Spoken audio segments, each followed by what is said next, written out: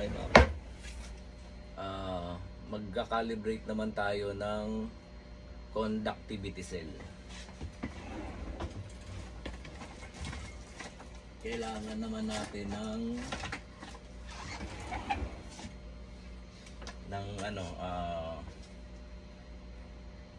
meter calibration. Ito Neo 2.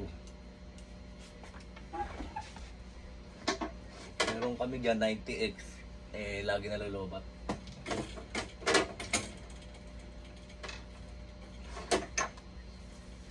Hindi kagaya nito, ano lang siya,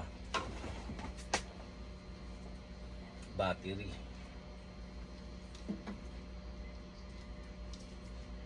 Yan, connect na natin, kinonect ko na to. Tapos bubuksan ko yung acid tsaka bicarb sa likod para makuha natin yung conductivity.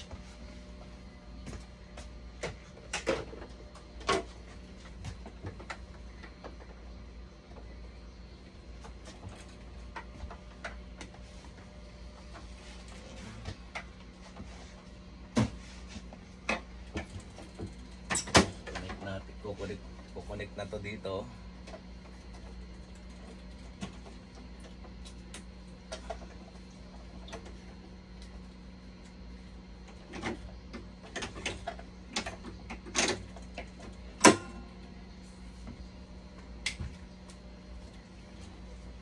Punta naman tayo sa calibration sensor.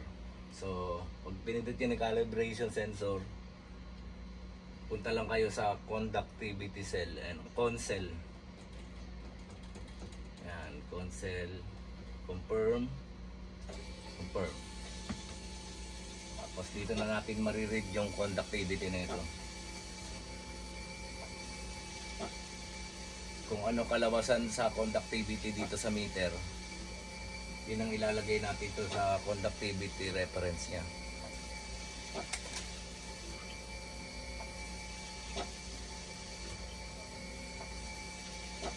Medyo matagal to kasi nga kinalibrate natin kanina. Kasi kung yung iba to papatakbuhin muna ng dialysis para makahigop ng acid at saka bicarb, sabay ibabalik uli sa program para i-calibrate. Ako ginamitan ko naman siya ng acid. Rutan? Yes? Do you know how to fix the fax machine? No? Or do you know how to switch the fax machine? Switch? Yeah, because I know there's a fax machine at the nurse station. Okay. Yeah, can you please help me with that?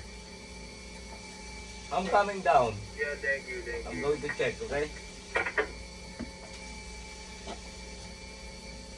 Pero tatapusin ko muna. So, hintay lang natin na mag-stable siya dito. Tapos yung conductivity niya, imamatch natin dito sa meter.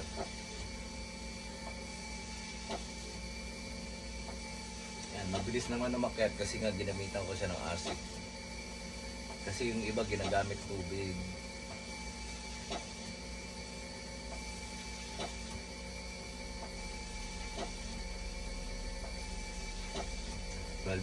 Ano na siya, 12.20.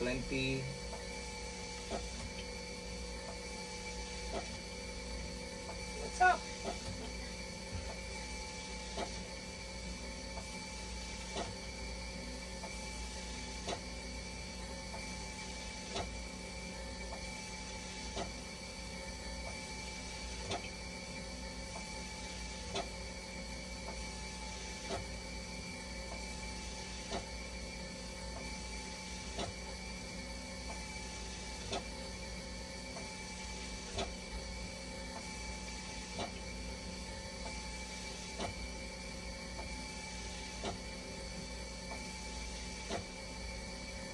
Ayan, 13.2. Malapit na yan. Pag lumabas na yung stable, doon na natin siya i-calibrate. Kukunin natin yung reference neto dito.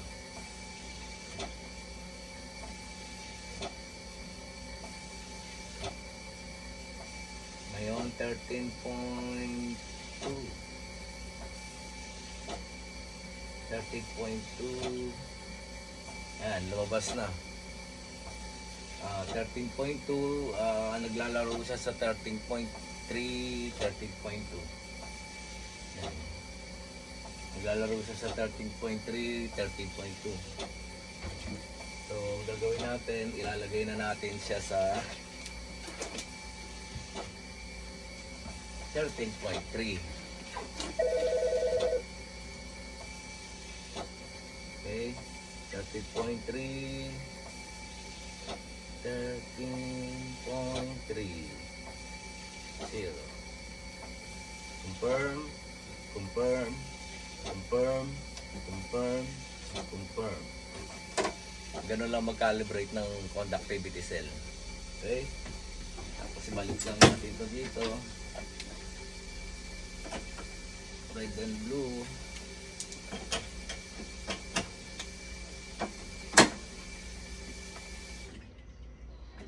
Tsaka natin siya papatakbuhin ng dialysis. Tignan natin kung may nabago sa conductivity niya. Maganda to kasi di battery lang. Yun naman, chargeable. Yung ko nawawala yung charger. So ito nga meron nito reserva. Ano lang yan, 9 volts battery. It takes 3 months.